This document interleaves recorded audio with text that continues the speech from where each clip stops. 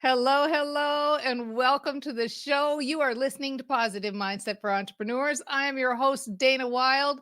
This is the show where you discover how to make money by being happy and get paid to be you. If you want to know how that works, if you want to understand how brain training works, then definitely you're going to want to check out the 60-second workshop where I tell you everything you need to know about brain training in 60 seconds. You can find that link in the show notes. So check it out there. Today, we are going to talk about ending the comparison game. So maybe you have had that experience. I hope I'm not the only one where you go online and you like see what other people are doing and you feel, oh, so small. And you feel like, oh man, how am I going to ever make it online? How am I ever going to grow my business? And you kind of get that feeling of comparing yourself to what others are doing. Well, I've got 12 awesome tips for you. We are going to go through them David Letterman style. And one by one, we're going to start out with tips that maybe are more common that you've heard before. But as we get to number one, you're going to see that they're going to get increasingly, I'm just going to call them Danified or brain trainingified. So I'm really excited to share this with you, and I can't wait to chat. Remember to subscribe to the channel. I would love to have you a part of the sandbox all the time. And when you subscribe, you hear when the latest video is released. So let me start out by asking, have you ever had that experience? Like I said, I really hope I'm not the only one where you get online and you go like, we all like to think that we want to feel 100% or be our best selves all the time. We want to walk around like, oh, I'm so happy for everybody, and I'm so centered and so present in my own life. But if you're like me, then you do sometimes have that experience. You have that experience where you're like, man, I wish I was doing as well as they were, or feelings like that, feelings of feeling like you're a small little peanut in the whole big peanut gallery of the internet, right? So let's talk about how to solve this. And I'm going to do it backwards, David Letterman style. And we're going to start out with some kind of more common psychology based advice, but it's still good advice. It's advice maybe you've heard other places, but I think you'll like it and you'll benefit from it. And it's nice to have the reminder. So coming in number 12, because we're going backwards, like David Letterman, focus for number 12, focus on your strengths. So the idea, and this is advice almost anybody will give you, is when you're out there and you see somebody else who's doing something, don't concern yourself with them so much, but focus on your own strengths. Focus on the things that you do well and the things that make you unique. Terrific advice, right? Number 11, be happy for others. Be happy for people who are out there having success. We get that kind of message, and we're going to use the shouldn't word, which we don't really like to use so much in the Train Your Brain Sandbox. But you hear people say, oh, you shouldn't be jealous. You should be happy for others. And of course, we agree. When we are feeling good and we're our best selves, we're like, yes, I know. I should be happy for everybody's success. Who can disagree with that advice? Not us. So then coming in at number 10, tell me if you've heard this one before. If you've heard this one before, say I have in the comments. Are you ready? Only compete with yourself. Focus on improving yourself. Compare your past self to your present self. See how far you've come. And again, of course, this is good advice. All of this is good advice. And the reason I'm going through it so quickly is because we have heard this before. We've heard it again and again. And, I don't think we need to spend much time on it. It's included because all of these things would be wonderful. We'd like to act from that place, wouldn't we? Right? Yes. Thank you for people who are commenting. I love it. That's exactly right. Of course, we want to compete with ourselves or see how far we've come. Now, the next one, and I know I like this one in theory, and I've got a few tricks for using this one. It comes in at number 9. And number 9 is be inspired by others. So it's going kind of beyond that, be happy for others and actually claim what you see that they're doing for yourself. And I've got a really good trick for that. And I got this trick from a woman named Jana Dana. Isn't that funny? Her last name is the same as my first name, Jana Dana. And Jana Dana used to do this all the time. And I picked it up and I was like, I'm on that. What you do when you see somebody who has achieved something that you want is you say, I call dibs.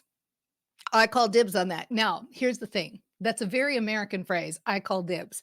And I'm sure that there is a version. I know it for a fact. I just don't remember what they are. There are versions in like the UK, Australia, Canada has even got their own version. They're all over different versions. And here's what I call dibs means.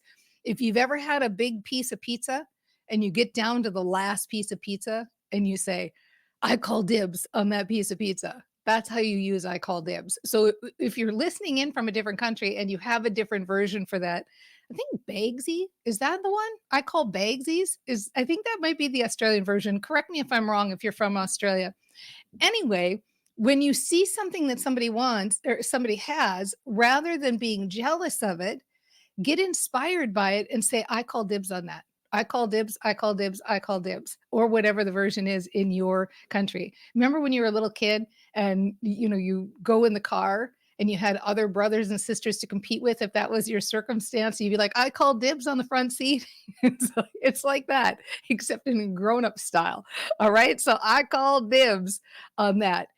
Celebrate celebrate your wins. It makes it so much easier when you see that they are doing it and you say if it's possible for them then it's possible for me. It's so much easier for you to feel like you can actually have it when you see that somebody else has achieved it.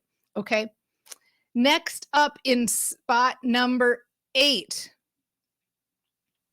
get ready for it. All of this is good advice when you're feeling good, right? When you're feeling good and you're your happy self, it's easy to go out there and go, oh, I'm inspired by that. I call dibs. But when you're feeling discouraged, when you're already kind of feeling bad about your business or feeling bad about your results, you don't really feel like going out and being happy for other people, right? So many of us are using social media as a way to bring ourselves up. So we're having a bad day and we're feeling like, oh man, I don't know, maybe I'll go on and scroll and see if something here lights me up or makes me happy. Well, so when we do that, we're maybe not in the most emotionally centered place to be seeing the things that light us up. And in fact, we're more likely to get that hit of jealousy or comparison or feeling small or whatever when we're already kind of in that mood. So in spot number 8, the tip is don't go online when you're not emotionally centered. Be proactive. So rather than being reactive after you've already felt bad, be proactive and go online when you're already feeling emotionally centered. So when you do that, you have the less likelihood of being in that emotional state and being, I don't know, we'll use the word triggered, I guess, since it's such a popular word these days, but you have less likely to have that experience. All right. In number 7, when you see somebody who's having some major results, remind yourself that you don't know the whole story behind those results. And you don't. Like, obviously, we get it that there are filters on people's cameras, but we don't know when somebody says, oh, I just made $1 million on this. We don't know if they spent 1.1 million on Facebook ads. We don't know how their lives are unfolding. We don't know their current situation. We don't know their history. We don't know if they're working 18 hours a day. When we look at that and compare ourselves to them and say, oh, I want that. Well, we don't know if we want that whole package. We don't know what their lives are like. So remind yourself that you don't know the whole story of their life when you get in that situation. Okay. And this one, tag teams on it. Number 6, you're going to love this one. This is one of my favorite ones. And I'm going to give you the location to get this book for free if you like. So this is a prayer by someone named Harry Palmer, and it comes from his book, resurfacing techniques for exploring consciousness. If you make a post in the link in the comments, something like I want the book, or just put Harry in the comments or something like that, the lovely Rose will get you the direct link so that you can get this book and read it for free, which is my favorite price. All right. But this is called the compassion exercise. And I just think this is brilliant. I'm going to actually read it to you. The idea behind the compassion exercise is that you are supposed to kind of play with this or test this out just, sitting on a subway or sitting in a restaurant looking at other people. And then after you do it with just kind of average people that you have no emotional attachment to, you can start to use it on people you know. You can start to use it in all sorts of different situations, including when you see somebody who looks like they got their poop in a group. You know who I mean. You're out on the internet and you're like, oh man, that one has got it all together and they're making money and their business is rocking and they've sure got it together and I don't. This is what you can say. So this is what's called the compassion exercise from Harry Palmer. And again, if you put a comment saying book link, please, or Harry or something like that, the lovely Rose will get you the link where you can read this book for free. So what you do is you focus your attention on this person that you're feeling comparing yourself to, and you say these words to yourself. Just like me, this person is seeking some happiness in his or her life. Just like me, this person is trying to avoid suffering in their life. Just like me, this person has known sadness, loneliness, and despair. Just like me, this person is seeking to fulfill his or her needs. Just like me, this person is learning about life. Like just saying that, don't you just feel more compassion? Doesn't it feel good? And doesn't it really tap in to who we want to be in the world? Don't we want to be more understanding and more compassionate and knowing like all of us are out here just doing our best, just banging around trying to figure it out. And none of us have the answers. And that person that you're feeling that comparison to, they've got bad days and they've got days where they're online and they're comparing themselves to other people and days where they're feeling small and they're having their own challenges to deal with. And so when you tap into compassion, when you tap into that compassion and kindness, it just feels so much better than jealousy and comparison. Like it really, I just think this prayer, I guess it's a prayer or an exercise. I'm not sure what you would call it, but it's so beautiful because it helps us feel that emotional centered place of who we really want to be in the world, right? So that was number 6. Coming in at number 5, 5, 5, 5, 5. Don't just, I don't know why I cracked myself up. Ready? Number 5. Don't just be emotionally centered when you're online. Be fired up when you're online. So imagine if every time you went online, before you went online, you were fired up about your business. You were feeling good about your business. And the easiest way I know to do this is to start a daily habit. I might even call it an hourly habit, to be honest, where you are counting your wins all the time. I learned this method back when I was building my first business, and it was a direct sales business, and it went from 0 to $1 million in 19 months. And I didn't know what I was doing at all, really, except for I was really good at training my brain. And one of the daily habits I had was I was only focused on what was going right. So I was always counting my wins. So I was always thinking things like, oh, I talked to Susie and she's interested in the business. And oh, someone placed an online order today. And oh, I learned something today from the training manual and I think I'm going to implement it. So it was this constant thing in my mind of a list of wins that were happening. So in your world today, you can just think, starting right now, you can say like, hey, I watched this awesome video from Dana Wilde. That would be your first win.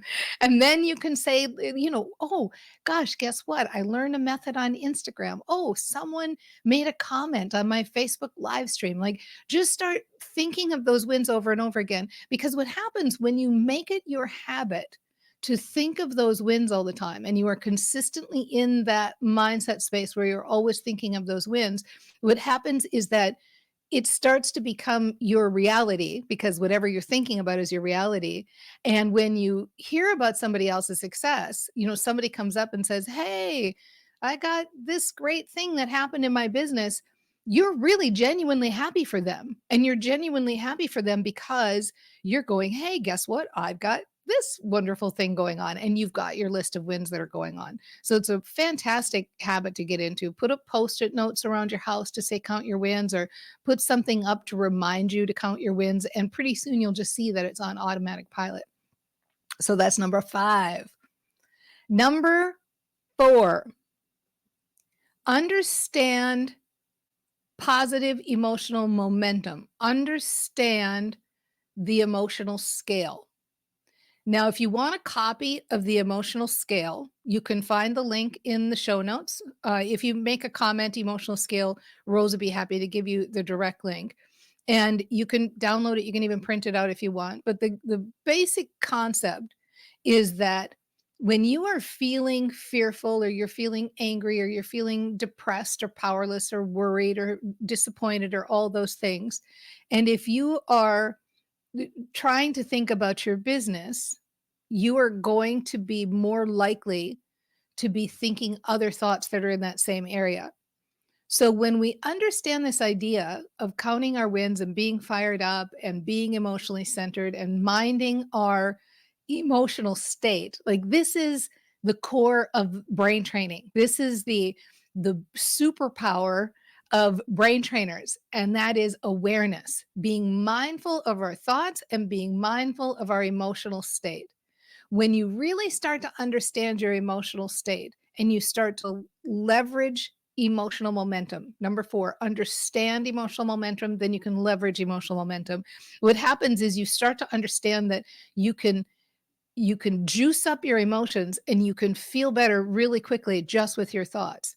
So no matter how you're feeling, if you start to just say little sentences to yourself with the intention of shifting yourself emotionally, you start to feel better and better. And you can start just in neutral with kind of generic statements like, "Oh, I like being a brain trainer and this is interesting. And Dana's saying about awareness and I could maybe buy into that. I like the idea of being more aware, and I'd like to understand my emotions, and I'd like to be more aware of what I'm doing. And I'm open to thinking better thoughts. And I like the idea of thinking better thoughts. And it's nice to think that I could focus on a thought and I could feel better. And it's fun to think that the more I think positive thoughts, the easier it is. And I can notice already, even with a few sentences, I'm starting to feel better. So I'm starting to understand how this works. And I like that I can think a positive thought and I can generate a positive feeling. And it doesn't even have to be a super positive thought. It can just be a little bit positive. And I like that I can just feel the lift already, even just by saying, I'm starting to feel better. I'm starting to feel better. I'm starting to juice it up. I'm already noticing I'm starting to feel better and I'm feeling good. And I'm figuring it out. And I'm out here and I'm banging around and I am figuring it out and I'm doing things and I like my business and I love my clients. And I'm so happy that I'm an entrepreneur and it feels so good to be self-employed. And I love the freedom of my business and I love having a dream and I love building it. I love building my dream. I love the idea that the world is my oyster and has unlimited potential. And it's so fun to know that I can figure it out. I can figure out this piece and this piece and this piece and this piece. And I love putting it together. And I like getting myself in a good feeling space because when I've got positive momentum, I do feel like taking action and I feel better and better and I can see where I get better results. And I love that my reticular activating system is seeing all the good opportunities when I'm feeling good. And it's so easy to feel good. Look at how fast I just did that. Like literally 60 to 90 seconds will start getting you there. And then, just like when you're feeling fearful, and it's easier to attract a fearful thought, when you start getting in those high emotional places and you start speaking the good feeling thoughts, the good feeling sentences, in 60 to 90 seconds, you start finding it easier and easier and easier and easier to get another good feeling thought. So number 4, really understand how emotional momentum works, right? Okay, I love it. Do you love it? Do you love it? Remember to like and subscribe, and remember to give me an oh hell yeah in in the comments. A little bit of external validation, please. That would really help. Thank you so much. I really appreciate your participation. I'm glad you're here. All right, number three. Coming in at number three, when you're out online, we're getting into Danified territory here now. Ready? When you're out online and you see that person that you feel, jealous of or small compared to, or feeling a little down when you see their business, imagine that they are just a big blown up 5-year-old. So imagine seeing them as a 5-year-old and look at them and think like you were their parent and they were 5 years old, and how they would be looking for your praise and looking for you to give them a compliment, and really just feel that kind of parent-like, is that a word? I'm going to make it a word. That parent-like warmth and love and praise for that person. Just think about saying like, yeah, you're doing okay and good for you. You're out here and you're learning and you're doing your best. See them as their 5-year-old self, all of their hopes and dreams that they had as little kids growing up, and that you are the parent praising them. Who doesn't love praise, right? Who doesn't love to feel good? And it feels good not only to receive praise, but also to give it. So use that method. This next method, I'm a little embarrassed to tell you, but I'm going to tell you anyway, because far be it from me to not be completely shameless.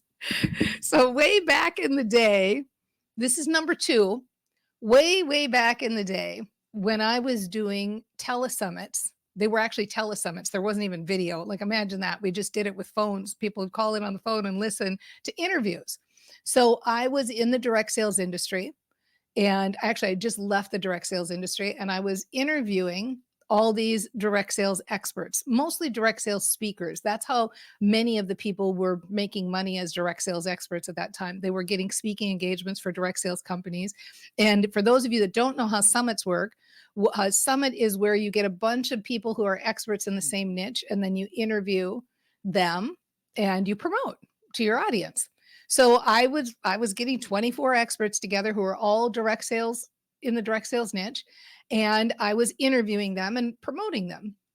So lo and behold, every season that I would do this, I think I did 6 seasons of the show. Every season, without fail, somebody would say to me, "Dana, why are you promoting your competition? Why are you out there promoting your competition?" And it was so foreign to me. Like, I really couldn't wrap my head around it. I didn't really get it, like, that these people were my competition. And then it hit me why. And this is the part that's embarrassing, but I'm going to tell you anyway. It hit me that I was feeling like Oprah. Like, I was the Oprah, the interviewer, and I was interviewing these people like Oprah was interviewing people. And so I was like, okay, I'm just like the Oprah of the direct sales industry. I'm going to interview these people. And think about it. Do you think Oprah is sitting around going, I better worry about so and so because they're gonna steal my business? Oprah doesn't think there's any competition because she's Oprah, right? And so think about the biggest person in your niche. The biggest person in your niche is not sitting around looking at other people going, oh man, I better not promote these people because they're going to steal my business. Like, it's so obvious that this is a mindset. When you feel like have arrived, when you feel successful, when you feel like you're at the top of your game and the top of your industry, you don't look around at other people and go, oh, I'm worried about them. I'm worried about that competition. Now, Oprah's like, there's plenty of crumbs for everybody, for his world. She can just walk into a room and make somebody successful, right? So think about the difference between going online feeling like Oprah, or if you're in the self-development field, maybe it's like a Wayne Dyer feeling, or you're going on, who's that, Jillian, who's the exercise guru? I don't know why I never remember her last name, but if you're going online in the mindset of the biggest person in your niche, whoever that is, You're not looking at other people and comparing yourself, and you're not competing because you're in that mindset. And think how good it is for you to be in that mindset. Think of how good that feels. So that comes in at number 2. All right, number 1. Here it is. So I want you to do this actually right now. Since we're talking about big people in the niche, and you know in your niche the people that you like and the people that maybe you're not so fond of, but they still have a really big business. So if you are online and you see that person who maybe sometimes gets under your skin, or sometimes kind of the one that goes like, oh, that's the one that, let's use that word, triggers again, like gets those jealous emotions going or those annoyed emotions going.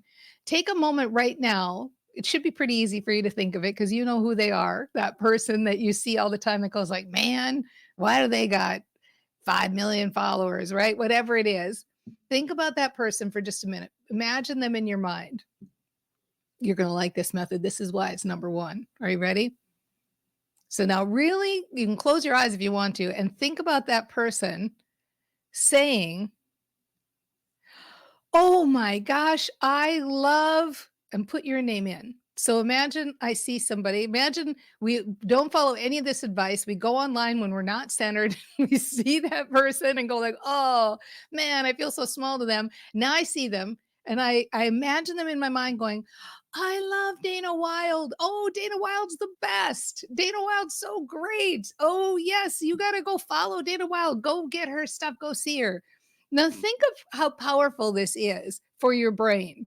Think of how powerful it is that every time when you see that person who you would normally feel jealous of or weird about or whatever, imagine how good it feels instead to now feel like, oh my gosh, I'm imagining them promoting my business. I'm imagining them going out in the world and saying how much they love me. And think of how good that feels. I don't know if you ever had this experience, but I remember in my early 20s when I was first going through kind of my personal development phase, I was had the realization that if I didn't like somebody, that it totally changed if I found out they really liked me.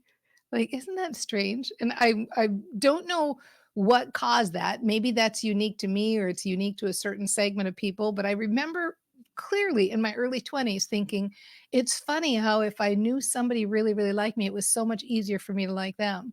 So when you're training your brain in this way, imagining that person that you used to be jealous of or that you used to be competing with or whatever it was, and imagining them in love with you, in love with your work, wanting to promote your work, saying, screaming at the top of their lungs, "Oh my gosh, I love," and imagine it in your mind, them saying your name. "I love," insert your name here. "I love," I love, insert your name here.